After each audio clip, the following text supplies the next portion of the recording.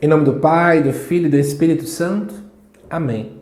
Amados irmãos e irmãs, é com muita alegria que nós estamos aqui para juntos estudar e meditar o Evangelho, que a Igreja nos apresenta para esta terça-feira, dia em que nós celebramos a festa da Transfiguração do Senhor. O texto de hoje se encontra lá em Marcos 9, versículos de 2 até o 10, que nos diz assim: Naquele tempo, Jesus tomou consigo Pedro, Tiago e João e os levou sozinhos a um lugar à parte, sobre uma alta montanha. E transfigurou-se diante deles. Suas roupas ficaram brilhantes e tão brancas como nenhuma lavadeira sobre a terra poderia alvejar. Apareceram-lhe Elias e Moisés e estavam conversando com Jesus. Então Pedro tomou a palavra e disse a Jesus: Mestre, é bom ficarmos aqui. Vamos fazer 3 tendas, uma para ti, outra para Moisés, outra para Elias. Pedro não sabia o que dizer, pois estavam todos com muito medo. Então desceu uma nuvem e os cobriu com sua sombra, e da nuvem saiu uma voz: Este é meu filho amado, escutava o que ele disse. E de repente, olhando em volta, não viram mais ninguém, a não ser somente Jesus com eles. Ao descerem da montanha, Jesus ordenou que não contasse a ninguém o que tinha visto, até que o Filho do Homem tivesse ressuscitado dos mortos. Eles só observaram esta morte, mas comentavam entre si: o que queria dizer ressuscitar dos mortos? Gente, vamos lá. Me permitam trazer um pouco de contexto para melhor levar a tua compreensão desse evangelho. Primeiro, é importante você entender o que acontece nos versículos anteriores. Antes do texto da Transfiguração, no capítulo 8 de Marcos, apresenta-se aí a famosa confissão de Pedro, quando Jesus começa a dizer assim: O que é que dizem os homens que eu sou? O povo dá muitas respostas, de repente Pedro reconhece que Jesus é o Messias. Só que depois que Pedro reconhece, Jesus vai e diz o seguinte, que ele vai ter que sofrer. Jesus fala que vai passar por problemas no futuro, vai ter que ir para a cruz. E os discípulos não gostam disso. Aí você vai dizer, mas rapaz, eles têm medo da cruz. Então, você coloca no lugar deles. Eu larguei minha vida, estou buscando seguir Jesus e descubro que aquela pessoa que trouxe um real sentido à minha vida vai morrer. Talvez para alguns tenha uma espécie de um fracasso, né? Eita, se ele vai fracassar, imagina nós. Se ele vai acabar morrendo, imagina a gente.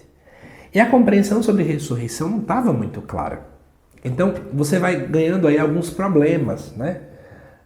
As pessoas não tinham real compreensão sobre a ressurreição. E aí a cruz, ao invés de ser uma passagem ou uma exaltação do Cristo, parecia que era o fracasso do Cristo sendo exposto para as pessoas. Diante desse aspecto, o evangelista automaticamente coloca o trecho da Transfiguração exatamente para após isso. Então, já nos leva a entender uma coisa. Esse texto tem muito a falar para quem tem medo.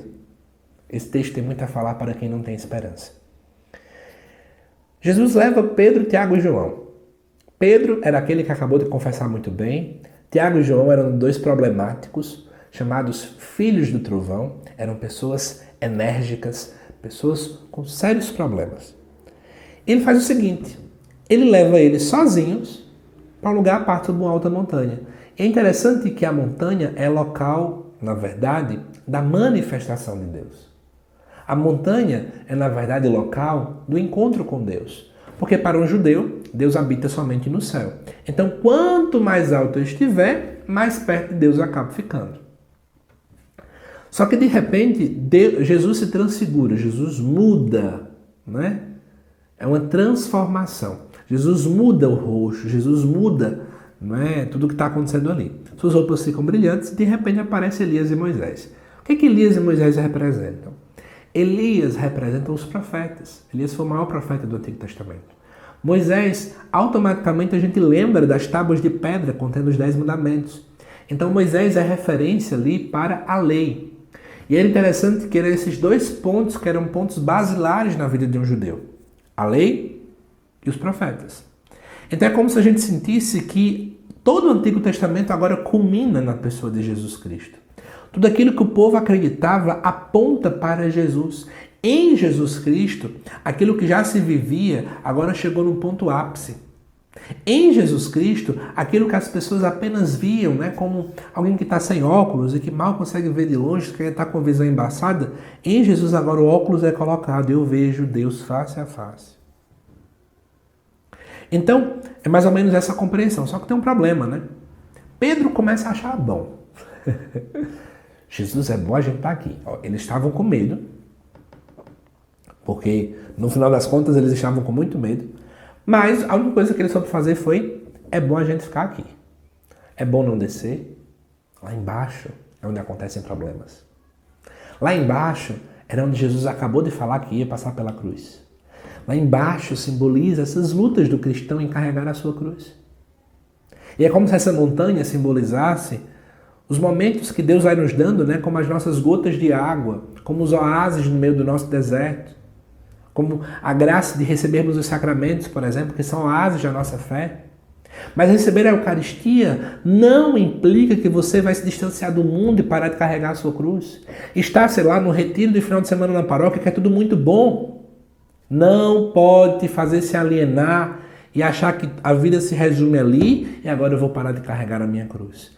Deus nos chama para ir à montanha para voltarmos a ter força, para voltarmos a ter esperança, para voltar à vida normal e carregar a cruz.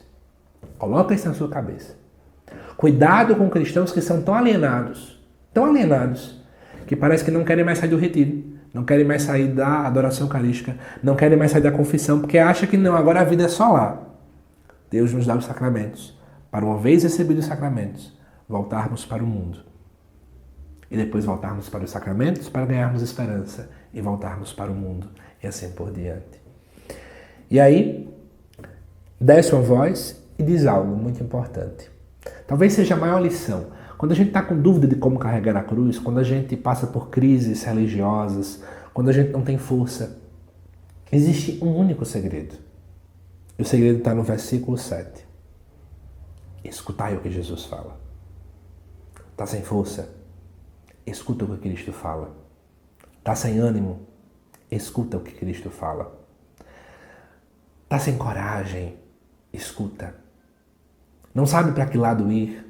Escuta. Calar tudo para ouvir o que Ele quer dizer te dá força para carregar a tua cruz. Não foca no que os outros falam.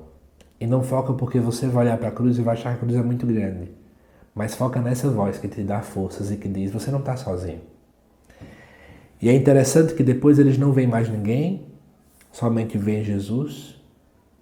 Ou seja, é preciso também sair dessa realidade, descer da montanha e voltar para a missão.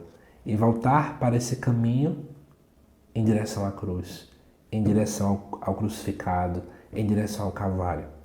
Só que Jesus diz algo: não contem a ninguém, até que aconteça a ressurreição. Por que Jesus pede esse silêncio? É porque todas as nossas experiências com Cristo, da menor à maior, quando eu faço com um irmão necessitado, uma experiência na Eucaristia, uma experiência na palavra, não importa qual seja a experiência que eu tenho, ela só ganha sentido à luz da Páscoa. Sem a graça da paixão e ressurreição de Jesus, nada, eu repito, nada tem sentido.